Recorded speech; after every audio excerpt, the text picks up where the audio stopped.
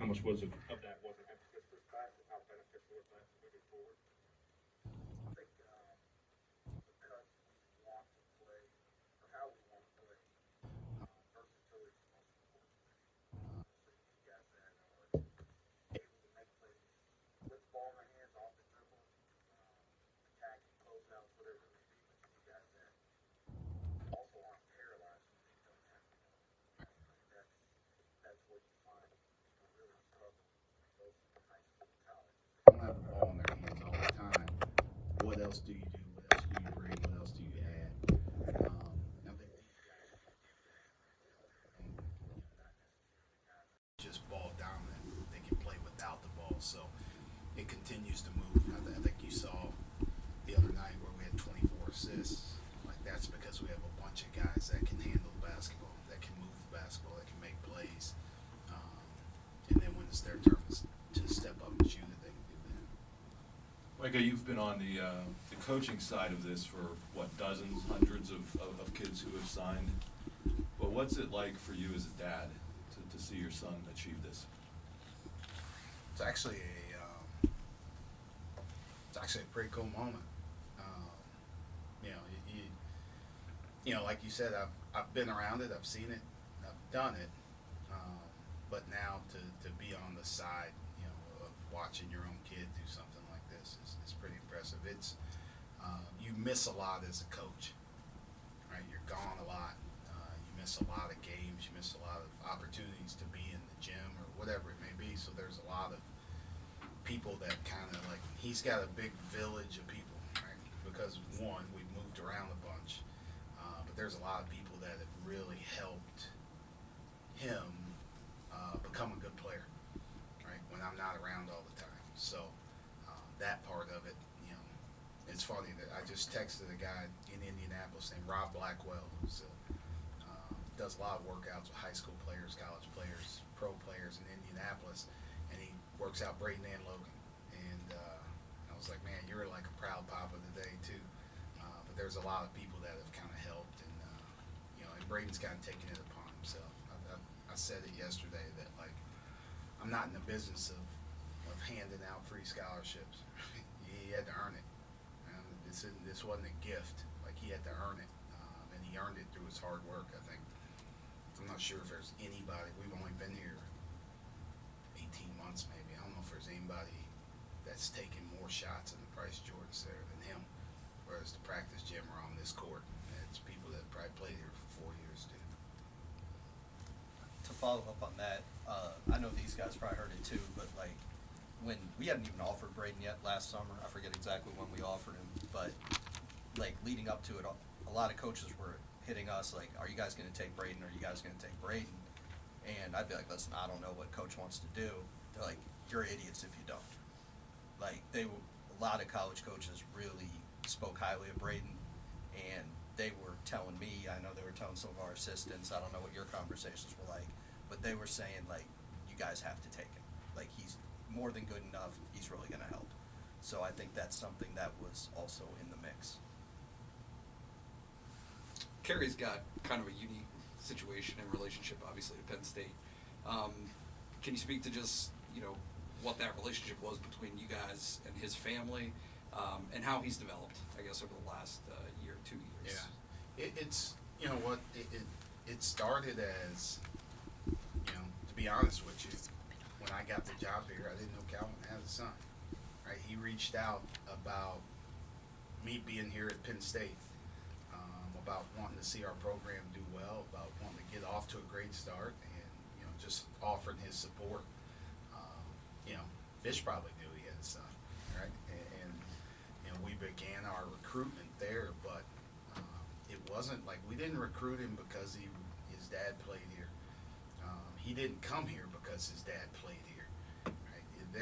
It's its own separate entity, and that's kind of the fun part of it. Is like, you know, we recruited him and we went after him, and you know, we get the benefit now of getting a chance to coach a guy who is nowhere near where his potential to end up is going to be. Like, he's a good player now, right? But we sat up here last year and we signed Keba, and Keba showed up and was a totally different person, right? He grew up. He grew up before he even got here. I think Kerry has the same way. Kerry's got a July birthday. Yeah. He's got a late birthday, right? He's 17 years old. He's going to be 18 here when he's in summer school classes, like just starting his freshman year. He's not even done physically growing or developing. So you see the difference when you get kids like that, he still has a ways to go. I think he's going to be a good player for us, right? Let's be patient. I hope he walks in the door and he's fantastic right away, because that helps us all. But if he's not, let's be patient with him and let him grow, because he's still a young kid. But how he plays, like the way he moves, how he blocks shots, how he can step out and shoot the ball on the perimeter, can put the ball on the floor, and then his confidence is just growing each and every day that he plays. And I think him being in Brewster right now is helping him, because he's going against high level guys every day in practice. They probably had 8 or 9 guys signed today just from his high school team. Like, that's his practices every single day. So where he is right now, November the 9th, to where he is, first day of classes in August, I can't wait to see him then. In watching the highlights, a lot of the assistants are talking about how Monday was an example of how you want to play moving forward. Last year, the play style was a lot different. So what was it like recruiting, this class and trying to, I guess, show them something that you didn't have a concrete example of yet? Yeah, you have to recruit on faith a little bit, because we didn't have a lot to show them. We told them how we wanted to play, and we tried to take clips from what we did in segments, and tried to fit to how they played. I think in our recruiting style, like I talked about the versatility, the skill level, like that was our first need and what we needed to get in the program. So we got it, right? You can see us, we're a little more skilled this year in terms of how we want to play. We're going to be able to play a little bit faster, everything else. Now you need to continue to get that same skill level in bigger, longer, faster, more athletic, right? So now you start to see, Logan at 6'4" with really long arms, like Kerry at 6'10" with really long arms that both stretch the floor. Now they mix with an Evan Mahaffey, Keba Jai. Like, think about that. Like, if Keba, Evan, and Kerry stood with their arms extended, I bet they could touch from sideline to sideline, right? I'm thinking about that as a defensive coach, right? I love that, right? Now we're starting to get longer, more athletic, bigger, with the same skill level, because these guys can all do what we're asking them to do, and that's where you start to see it. So there's a little bit of blind faith in terms of what you're selling, because they didn't get to see a lot of it, but one of them, he didn't really have a choice. And then I spent a lot of time with Logan and his family throughout this process of getting to know them, and Kerry and his family really hit it off here when they came. So I think they believed in what we were doing, and now the classes moving forward, we'll be able to see a little bit more. Joe? Micah, how much of a benefit is it to sign guys that come from such family pedigrees and backgrounds in college basketball, which you have? So it helps. The basketball IQ really helps. And that doesn't necessarily, you don't have to be a basketball family to have an IQ. But when you're around the game so much, when you're watching the game, some of that does rub off on you. So, Kerry's been around it. Like, that's the one thing that's a little bit different is, Braden and Kerry have been around NBA level players, guys at the highest level of the game. So they've seen, Kerry's seen how Jamal Murray works what Jokic does to work, and like what those guys are doing with Braden's seen it with Jason Tatum, Isaiah Thomas, Jaylen Brown, whoever it is, like, so they start to create their own identities, how hard they need to work to try and get to that level. And it helps just being around the game, just how you work, seeing the game, picking things up. Logan comes from an athletic family as well, right? I think when you see that, you know, talk about his dad and the athlete that he was and what he's still doing in sports, and like there you start to see the competitiveness come through. So all of these guys, like, they've taken things, they've been around athletic families, and you see those traits show in recruiting, and now you'll see it when they come here. Micah, how much different is it recruiting someone whose dad and Carrie's dad obviously understands sort of recruiting more than most, and then after that, Fish? What was your relationship like with Calvin, and how did that impact things here?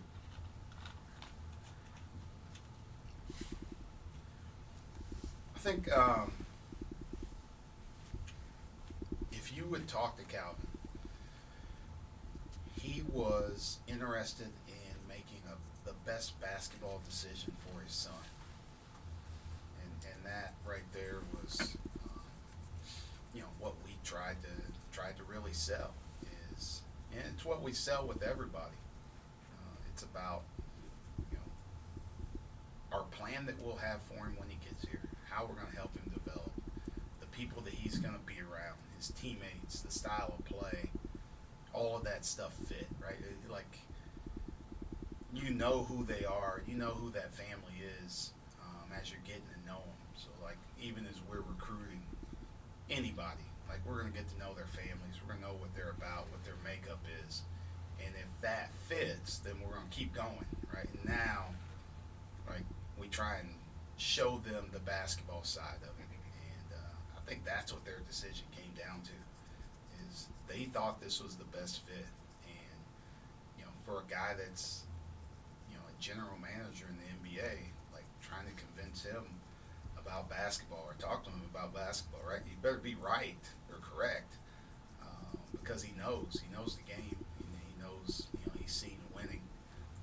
He's around the playoff team every single year. So he understands what it was going to take. I think he saw the vision of what we were trying to do, and that's really helpful. I think it's a great, you know, not learning experience, but, you know, it shows other people, right, that he believes in what we're doing.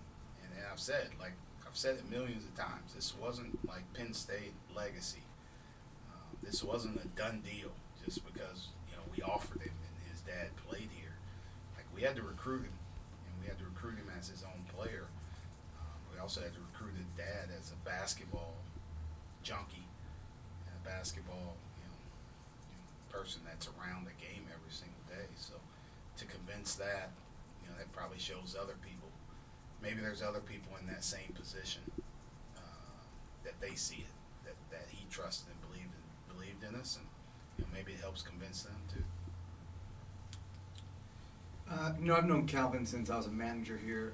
Stayed in touch through the years. When I worked at a previous institution, he would call and come visit each year and come see, you know, our guys there. So we'd stay in touch through the years. And he's just to kind of echo what Coach said. You know, Coach did such a great job of reaching him on what he wanted to do basketball. But at the same time, Coach and Molly did an amazing job with Keisha, his mother, on the visit. Like, you can talk about it being a family, but when you sit here and have dinner, like, then you see it. And I think that was the turning point. Like, the basketball coach clicked right away. You know, I know Trey Witt did an amazing job talking with Calvin when he was here too. And I think once they saw the family atmosphere too, that put it all together that this would be the right place. Hi, Micah. How are you? I'm great. How are you? I'm very good. So through your experiences, you know, at Butler, at Purdue, you know, throughout the NBA, and Penn State here, how has recruiting evolved throughout your career? There's a lot of, like, new factors that are involved in recruiting, but I don't know how much, like, I've really changed.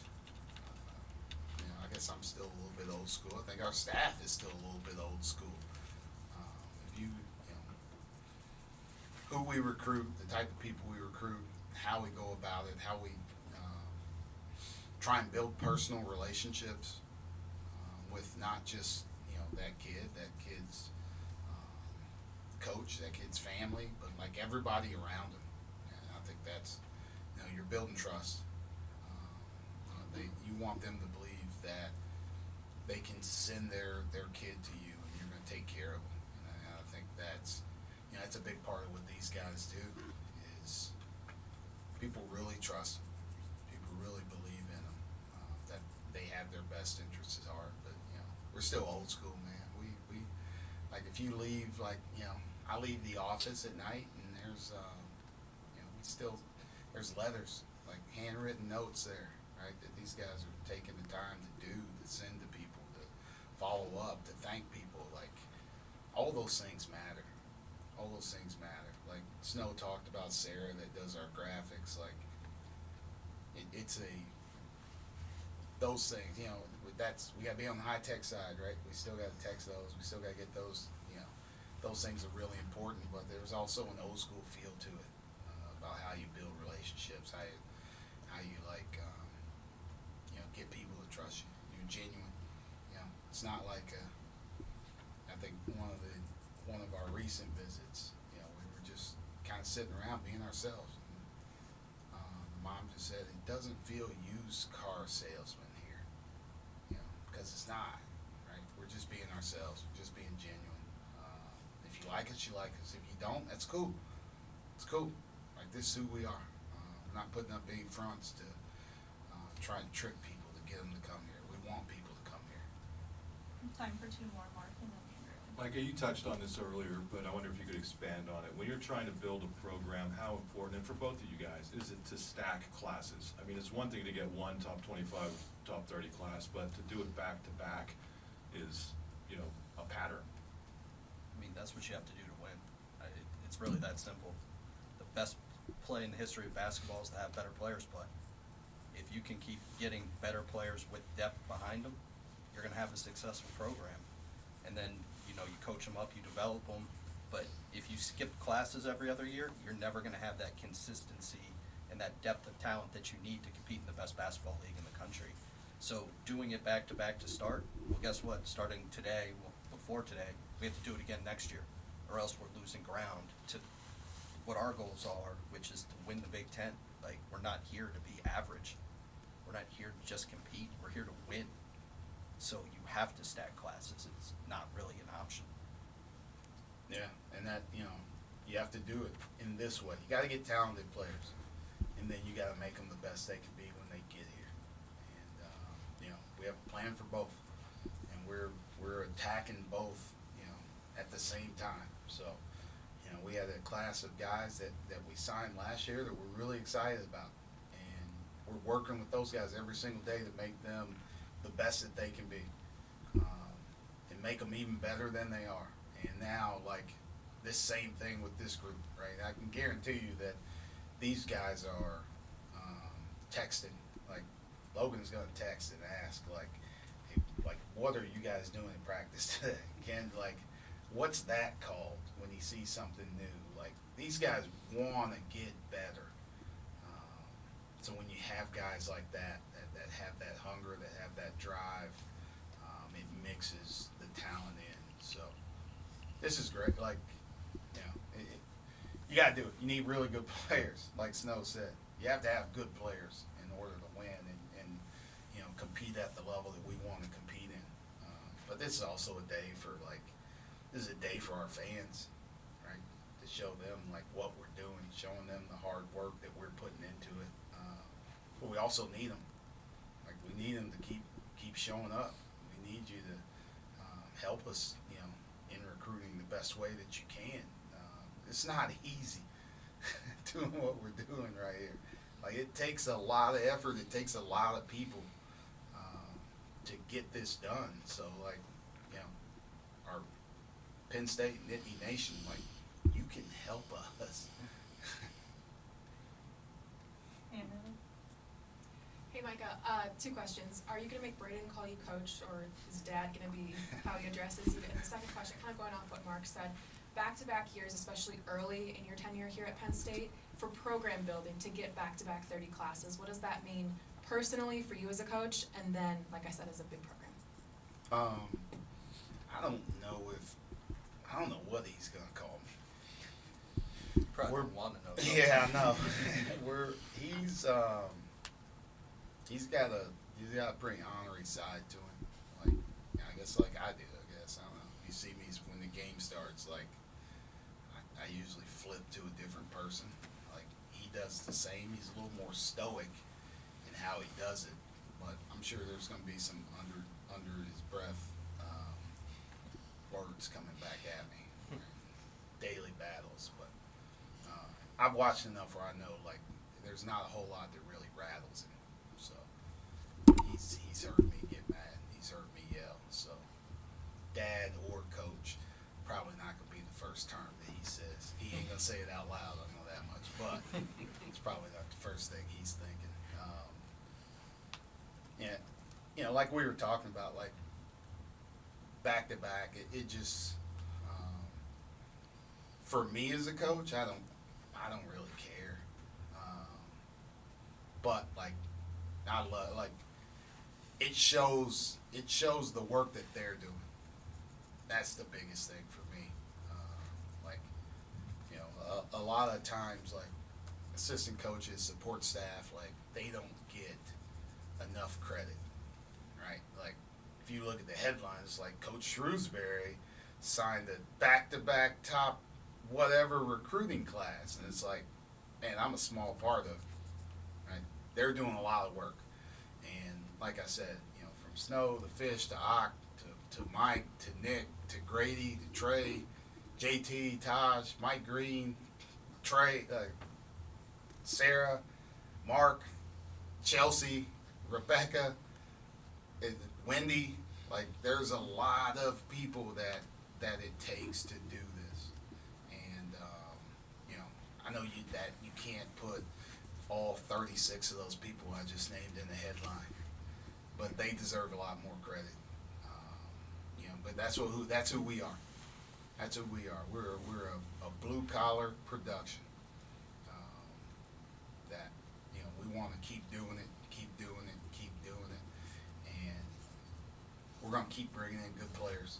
We're going to keep making this program the best that it can be. And if people want to get on board with it, we'd love to have you. If you don't want to get on board with it, it's cool. We're still going to keep doing it. And that's the best thing that I can say. Awesome. Thank you guys. Thanks.